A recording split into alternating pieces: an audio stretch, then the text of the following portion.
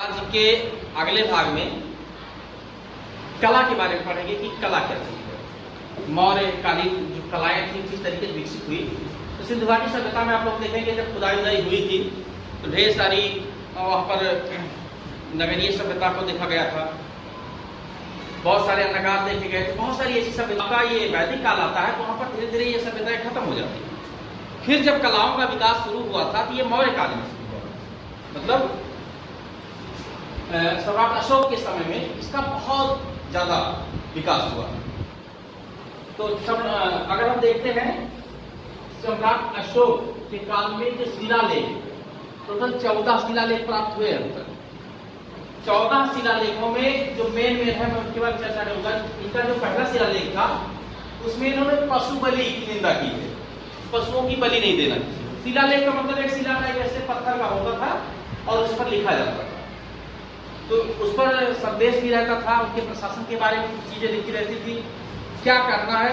जैसे आप लोग देखते हो कि बड़े बड़े मकान बनते हैं, घर बनते हैं, तो उसपे एक ऐसे पत्थर का लगवा दिया जाता, नाम लिखा रहता है। उसी तरीके से ये भी हुआ करते थे, तो पत्थर पे छोटे छोटे खाने से जो है लिखवा देते थे, उसी को शिलालेख कहते हैं। और शिला का मतलब ये पत्थर से होता है। जिस पर जो लिपि होती थी खरोष्ठी, ग्रीक और अरमाइक लिपियों में लिखा जाता था, ब्रह्मी और लिपि। और देखा जाए तो अफगानिस्तान के क्षेत्र में ग्रीक और अरमाइक लिपि सबसे ज्यादा पाई गई। आपके नॉर्थ इंडिया और पाकिस्तान में खरोष्ठी लिपि ज्यादा पाई गई। और अगर देखा जाए सबसे ज्यादा प्रकोप किस लिपि का रहा है कला के क्षेत्र में, तो वो आपकी ब्रह्मी लिपि का रहा है। तो इस प्रकार से इन्होंने जो 14 शिलालेख लिखे थे, इनके जो 14 शिलालेख प्राप्त हुए थे अशोक के, उसमें जो सबसे पहला वाला था उसमें था पशु बलि की निंदा, कि मतलब पशुओं को बलि नहीं देना, इनको देना पाप है, इन्होंने बताया। तीसरा वाला बहुत महत्वपूर्ण है, भेरी घोष की जगह धर्म घोष, मतलब इन्होंने बताया था अशोक ने कि जो तलवार के तर्क पे शासन किया जाता है वो अच्छा नहीं है, आप इसको धर्म के जो है बल पर शासन कीजिए।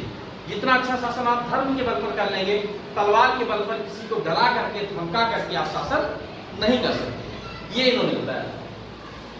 पांचवा ये देखिए, धार्मिक विचारों को बढ़ावा देना, इससे संबंधित लेख के प्राप्त होते हैं।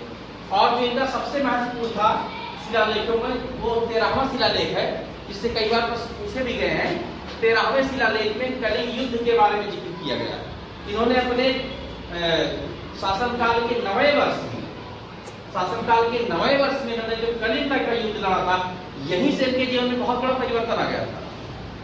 इन्होंने इतना ज्यादा नरसंहार देखा, इतने ज्यादा लोगों का बहता हुआ खून देखा, बच्चे, बूढ़े, नौजवान, महिलाएं बिल्कुल लाशें बिछी हुई थी काट के एकदम। इन्होंने देखा अरे ये मैं किसके लिए लड़ रहा हूं। उसी कलिंग युद्ध के बाद इन्होंने अपनी तलवार फेंक दिया, कहा ना अब हम युद्ध ही नहीं करेंगे। और ये जाकर के जो है इनके भतीजे थे, उनके कहने से जाकर के इन्होंने बौद्ध धर्म की दीक्षा ले ली। और फिर इन्होंने कभी पूरे जीवन में युद्ध न करने का खौफ इतना ज्यादा था, इतना ज्यादा खौफ था पूरे भारत में, इतना ज्यादा था कि मतलब लोग दहशत से युद्ध नहीं करते, मालूम था कि युद्ध नहीं करेंगे, लेकिन इतना खौफ पैदा कर दिया था। जिधर निकलते थे मारते थे, लाशों को बिछा देते थे, जब चाहते थे जिस राज्य को चाहते थे हड़पते थे। पहुंचते ही जैसे पहुंचे राजा, अरे सोता है तो ठीक जाओ, ठीक रह जाइए, हमें ना चाहिए, हम नहीं लड़ पाएंगे, इतना बड़ा खौफ है। इस तरीके से कलाओं में शिलालेख टोटल 14 मिले हैं। 14 में मैंने बता दिया, पहला वाला बहुत महत्वपूर्ण पशु बलि की निंदा। चौथा जो था वो भेरी घोष की जगह धर्म घोष, मतलब तलवार के दम पे नहीं शासन करना है, जबकि उसको धर्म के रास्ते पर चल करके शासन करना है। 13वां सबसे महत्वपूर्ण, जिसमें कलिंग युद्ध का जिक्र किया गया है, और ये अपने शासनकाल के 9वें वर्ष में इन्होंने कलिंग का युद्ध किया। इनके टोटल स्तंभ जो है वो 7 पाए गए हैं। स्तंभ के बारे में मैंने बताया अभी आप लोगों को, ऐसे खड़ा है, ऐसे पिलर नुमा होता है, ऐसे रहता है, और इस पर भी आकृति बनी रहती है। तो आप लोग देखेंगे अशोक के स्तंभ को इस तरीके से। स्तंभ जो होता है ऐसे पिलर नुमा ऐसे खड़ा रहता है। शिलालेख जो होता है उसमें पत्थर की सिल्का होती है इस तरीके से। तो इसमें जो लिपि लिखी गई थी मैंने बताया आपको, खरोष्ठी लिपि, ग्रीक और अरमाइक और ब्रह्मी का जो है मिश्रण पाया जाता है, जिसमें ये कई बार पूछ लिया गया खरोष्ठी लिपि, टीसीएस में भी पूछ लिया गया था कौन सी लिपि दाएं से बाईं ओर लिखी जाती है? खरोष्टी लिपि जो है बेटा इधर से इधर की ओर लिखी जाती है, उल्टा इस साइड में। मतलब जैसे हम लोग लिखते हैं इधर चलते हैं तो वो होती है ग्रीक और अरमाइक और ब्राह्मीण, लेकिन खरोष्टी लिपि इसकी जस्ट उल्टा होती है। जिसे उर्दू लिखा जाता है इधर से इधर की ओर, वैसे खरोष्टी लिपि लिखी जाती है। बात समझ के सुनो। इस तरीके से खरोष्टी लिपि जो होती है वो दाहिनी ओर से बाईं ओर लिखी जाती है, ग्रीक और अरमाइक ब्राह्मी लिपि जो होती है वो बाईं ओर से दाईं ओर लिखी जाती है। आगे देखिए, स्तंभ जो इनके साथ प्राप्त हुए थे, जिसमें इनका सबसे महत्वपूर्ण जो स्तंभ था वो सारनाथ का था। ये बहुत महत्वपूर्ण स्तंभ है, सारनाथ का स्तंभ। आप लोग जो भारत का प्रतीक चिन्ह देखते हैं, जिसको राष्ट्रीय चिन्ह कहा जाता है, जिसमें 3 शेर बने हुए, पहले नोट छपती थी, उसमें आप लोग देखते रहेंगे। तो 3 शेर नहीं हो, वो टोटल 4 शेर है। प्रश्न कई बार आया है कि भारत के राष्ट्रीय चिन्ह में कोई स्तंभ बहुत महत्वपूर्ण है। अभी किसी पुलिस लाइन में चले जाओ, किसी राजकीय कार्यालय में जाओगे तो वहां आपको दिखेंगे शेर बने हुए। आगे से देखोगे 3 शेर दिखता है। ये प्रश्न कई बार पूछा गया है कि भारत के राष्ट्रीय चिन्ह में कुल शेरों की संख्या कितनी है, तो टोटल 4 है। एक पीछे की ओर रहता है जो दिखता नहीं है, जैसे ब्रह्मा जी की मुंडी दिखती है, आगे से 3 ही दिखता है। राष्ट्रीय चिन्ह जो आपका है भारत का, जिसमें 4 सिंह है, लेकिन लोग भूल जाते हैं क्योंकि एक इस साइड दिखेगा, एक इस साइड दिखेगा, एक सामने दिखेगा, पीछे वाला नहीं दिखता। आप किस चाहे जिधर घूम के देखेंगे, दाएं से बाएं से आगे से पीछे से देखेंगे तो सिर्फ 3 ही शेर दिखेगा, लेकिन रहते टोटल कितने हैं? 4। इसलिए कभी अगर आंसर पूछा जाता है कि कितने शेर हैं, टोटल शेरों की संख्या कितनी है, उसमें 4 ही बताना है। दूसरी चीज जो आपका तिरंगा झंडा है, इस तिरंगे झंडे में जो बीच का चक्र लगा हुआ है 24 तीली वाला, ये तीली भी आपकी जो है अशोक के इसी स्तंभ से भी लिया गया है। और इसमें और भी जंतु हैं जिनको हम एक ट्रिक के माध्यम से याद कर सकते हैं। एक ट्रिक के माध्यम से कैसे याद कर लेंगे कि उनके स्तंभ में कौन कौन से जंतु हैं? तो हलो, वो ट्रिक जो है वो है हलो। यज से हॉर्स मतलब घोड़ा, यानी ई से एलिफेंट मतलब हाथी। हेलो से याद करेंगे, यज से हॉर्स मतलब घोड़ा, दूसरा ई से एलिफेंट मतलब हाथी, यल मतलब लायन, ओ ऑक्स बैल।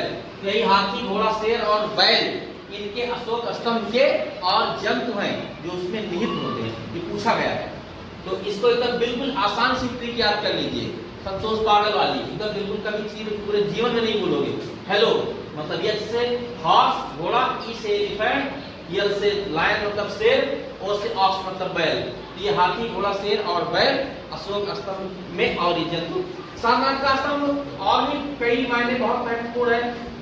और अक्सर जो इनके स्तंभ जो प्राप्त हुए हैं वो बिहार से प्राप्त हुए हैं, बिहार राज्य से प्राप्त हुए हैं। पाटलिपुत्र के जो बाबा थे, जो मौर्य वंश के संस्थापक रहे हैं, चंद्रगुप्त मौर्य, उन्होंने अपनी राजधानी को जो पाटलिपुत्र बना दिया। पाटलिपुत्र मतलब पटना, बिहार। ये इनका सबसे सब लोग का घर ही रहा है। इस तरीके से कुल मिलाकर के हम लोग ये जान सकते हैं कि इनके जो सबसे ज्यादा स्तंभ प्राप्त हुए हैं वो बिहार से प्राप्त हुए हैं। आगे देखिए, ये स्तूप, जैसे शिलालेख स्तंभ, वैसे स्तूप भी इनके अशोक के समय के बहुत अच्छे कला रहे हैं, कलाकार।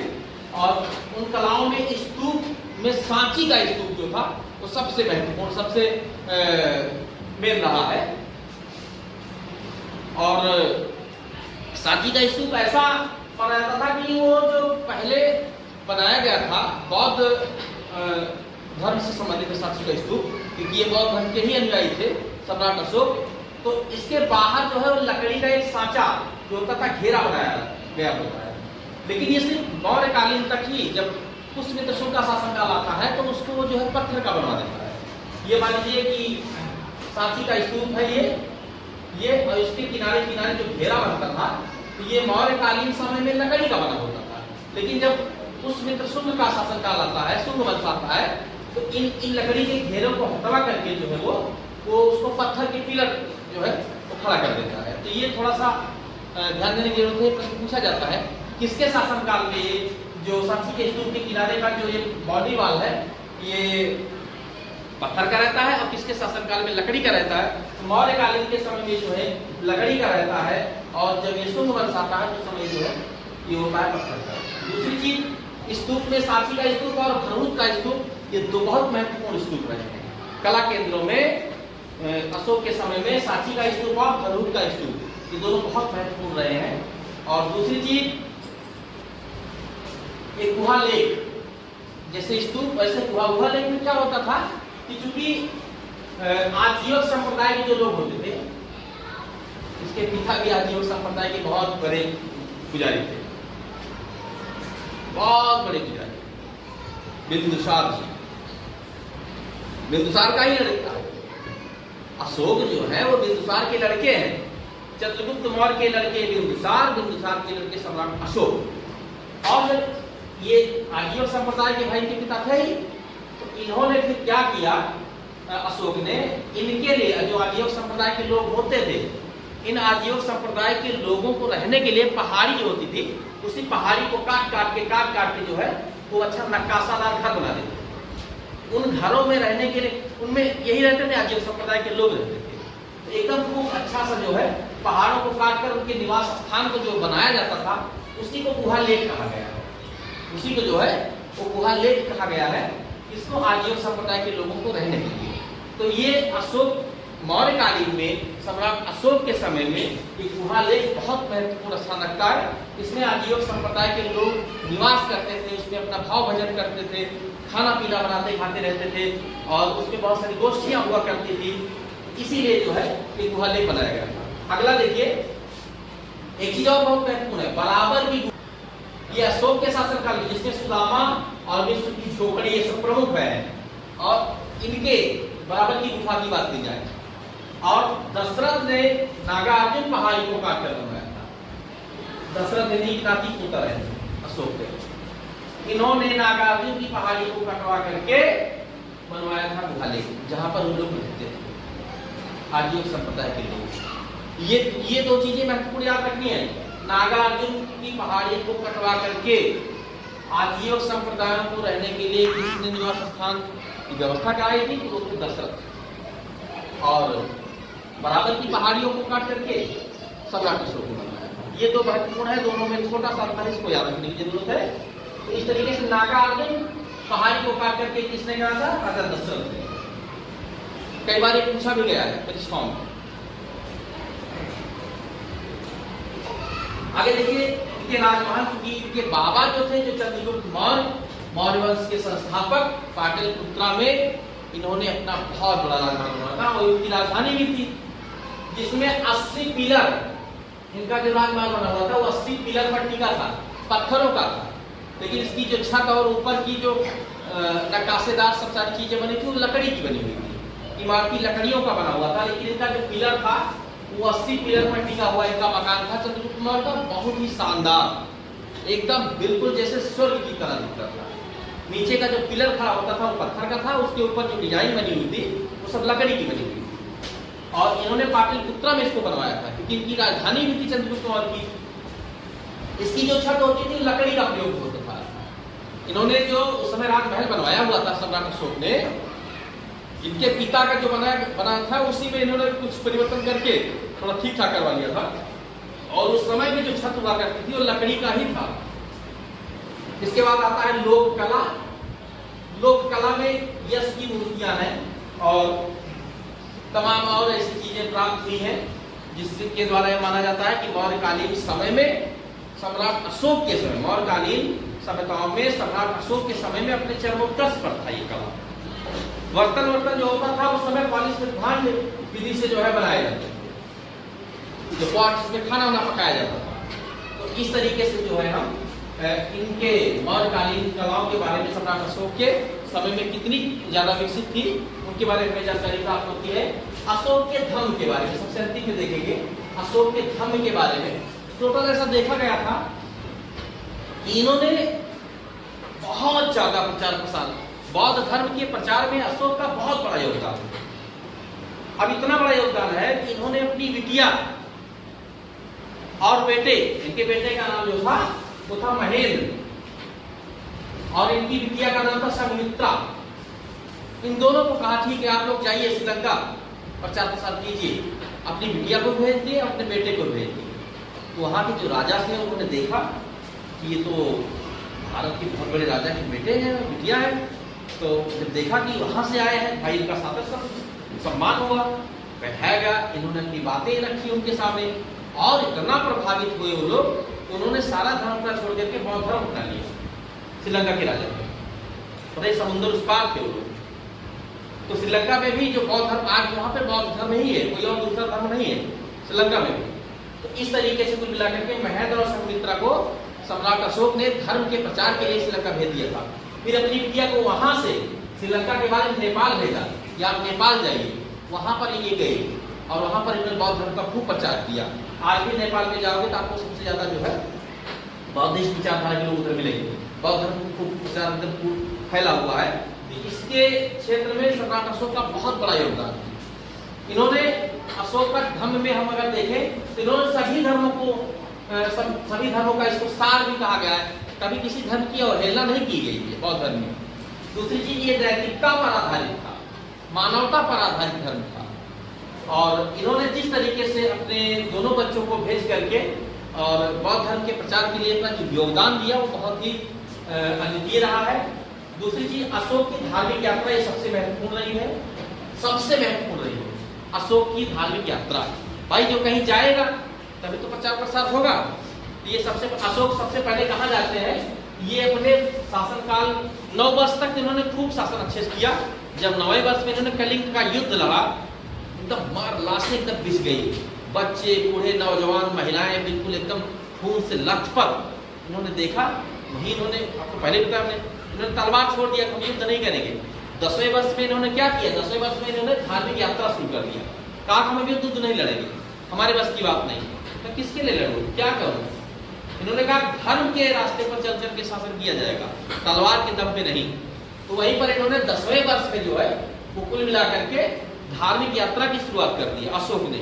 और धार्मिक यात्रा में सबसे पहले बोध गया जाते, भगवान बुद्ध को जहां पर ज्ञान की प्राप्ति हुई थी बोध गया में, पीपल वृक्ष के नीचे, वहीं ये सबसे पहले जाते हैं। फिर कुशीनगर जाते हैं, फिर लुम्बिनी, कपिलवस्तु, सारनाथ, और लास्ट में जो है ये 20वें अपने यात्रा के 20वें वर्ष में ये लुम्बिनी दिए जाते हैं, जहां पर सबसे छोटा अभिलेख पाया जाता है। ये भी पूछा गया है कि सबसे छोटा अभिलेख जो है वो कहाँ पाया गया है, तो लुम्बिनी में पाया गया, लुम्बिनी में। लुम्बिनी इसका नाम है, लुम्बिनी, वहां पर सबसे छोटा अभिलेख इनका पाया गया। इस तरीके से ये जो है इनका क्रम रहा है यात्रा करने का। तो सम्राट अशोक बहुत ही अद्वितीय रहा है बौद्ध धर्म के प्रचार में। और धीरे धीरे 135 वर्षों के बाद, सम्राट अशोक के बाद भी इनके वंशज आए, लेकिन वो शासन वासन नहीं कर पाए, इतने योग्य नहीं थे। और एट लास्ट में जो मौर्य वंश का अंतिम शासक बृहद्रथ था, उसकी हत्या उसी के सेनापति ने, पुष्यमित्र शुंग, जो कि उसी का सेनापति था, उसने उसकी हत्या कर दी बृहद्रथ की, और एक नए वंश का उदय होता है, उसका नाम है शुंग वंश। तो 137 वर्षों तक ये मौर्य साम्राज्य चला। 137 वर्षों के बाद मौर्य साम्राज्य पूरी तरीके से खत्म हो गया, एकदम बिल्कुल तहस नहस हो गया। इनके बाद में आते हैं कुछ नहीं, उतना अच्छा कर नहीं पाते, न शासन सत्ता चला पाते हैं, न उतनी अच्छी कोई उनकी नीतियां रहती है, न कोई युद्ध नीति रहती है, न कोई साम्राज्यवादी नीति रहती है। तो तमाम ऐसी चीजें हैं जो बस इन्हीं के खौफ से उतना दिन तक चल गया था कि सम्राट अशोक के वंशज हैं, बस उन्हीं के नाम पे। लेकिन एट लास्ट में बृहद्रथ की हत्या हो जाती है और मौर्य वंश पूरी तरीके से 137 वर्षों बाद खत्म हो जाता है। फिर आता है शुंग वंश।